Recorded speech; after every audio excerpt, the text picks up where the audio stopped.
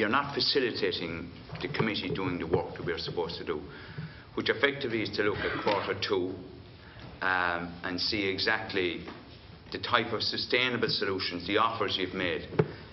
You made reference to page 15. Full interest does not form part of that mix. Now, the question I'm asking is, you would have been required to file a return with the central bank regarding the offers you've made in Q2 of the 6267. You would have been trying to give a detailed breakdown of the 3164, which is the restructuring. Now, in the era of the internet, emails, you should be providing us with those figures this morning. I don't think, Mr. Boucher, it's good enough to use the explanation or the excuse that it's a public auto company, so are AIB. They provided us with the figures yesterday. So the point I'm making here is very simple. We want to see, and our job as a committee, and this is nothing personal, our job as a committee is to go in and look at Q2 to see for the 6267, which is 53%, which is to be welcomed. We want to drill down and give us a breakdown of the 3,164 of restructuring, what they're made up of. And I believe you should be able to provide us with those figures now.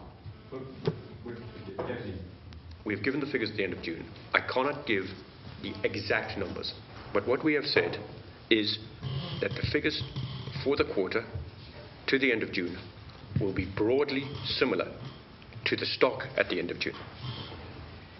So I can't tell you it's exactly to the nth degree, but what I am telling you is for the benefit of the committee, that's what I'm trying to do. No, but I know that, Mr. Boucher, but in my limited time, and I want to keep it in ordinary man's language, layman's language. You've referred us to page 15, where there's in the residential mortgages, which is what we're looking at purely here, that there's 3,603 number of accounts that are in arrears more than 90 days, which this applies to. And 1,406 of those are full interest. That does not fall within the terms of looking at sustainable solutions under the Q2.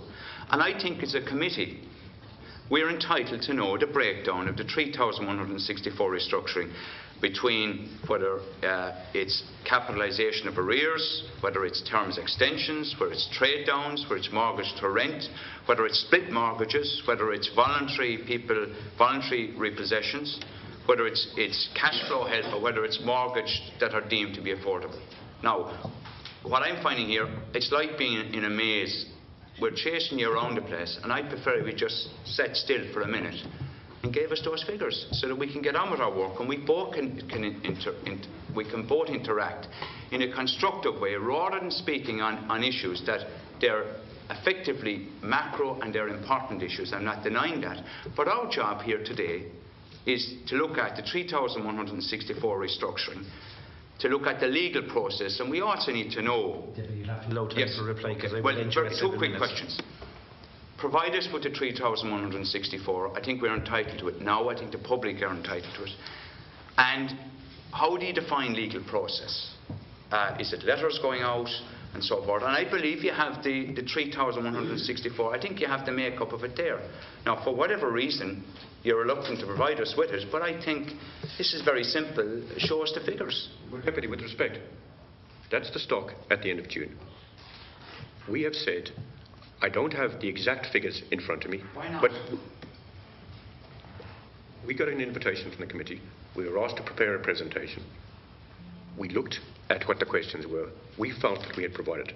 The key issue for us is the actual stock. I'm trying to assist by saying that the number that would have been done between March and June is in the same proportion to the stock. In my limited time, I'm not in any way questioning it. Okay, and I know I am. That's the problem. The 3,164, 3,106, without those figures, we can't do our work. And I believe you have access to that figures. It's nothing more than putting off an email to someone in the office to send it in so we can get on with our work. I think that you should effectively look at doing that now.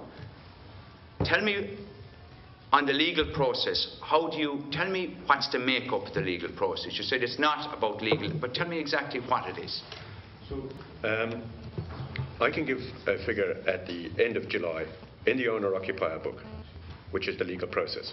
No, I'm interested in Q2, that's what we're here for, which is 3,103, which Mr Mason gave us earlier. Tell me what... Roughly half will be where a letter has issued. Okay. Over a minute. So roughly half. I don't have the exact figure, but roughly half, Deputy, and I hope that can give you the 1,500 legal letters. That's correct. And the balance? The balance is a mix between possession orders. So at the end of July, in owner-occupiers, we had unexecuted possession orders of 108. Yeah. We had civil bills of 294. Yeah. We had another 293 which were waiting a court date. And we had properties in possession of 98. If you can give a breakdown of the 3,103, you can give a breakdown of the 3,164. So you're giving us... That's the end of July. I don't have the June figures in front of me. The figures I have are the most up-to-date, and that's what I've given. I'm trying to help the committee. Okay. So I don't have the June figures in front of me. I think you could get access to them if the will was there with a very quick email. But Deputy, I'm giving the most up-to-date figures that I have available, which is July. But you're not giving... Can you give the breakdown then to the end of July for the restructured? How many loans have been fully restructured to the end of July? I don't have that in the detail that is set out for the stock at the end of June, which we've provided. But we provided that stock at the end of June. Yeah, but you haven't given a breakdown at the end of June. You've given 3,164, which is a global figure, without giving the breakdown. I mean, But we have, Deputy. You haven't. You have not. The 3,164 are restructured. You have not given us a breakdown between the makeup of whether they're split mortgages, whether they're cash flow assistance, whether they're... You're all the time. haven't. Okay, Deputy Simon Harris. Thanks, Chair. It's unsatisfactory, Chairman. Deputy Simon Harris. Thank you, Chair. Thank you, Mr. Badger and your team for being here. I'm not going to use my time going over old ground, but I concur with Deputy O'Donnell because I think we've made a simple matter complicated here. We're trying to measure you against a certain metric, and we're finding it difficult to do with that information. I'm just going to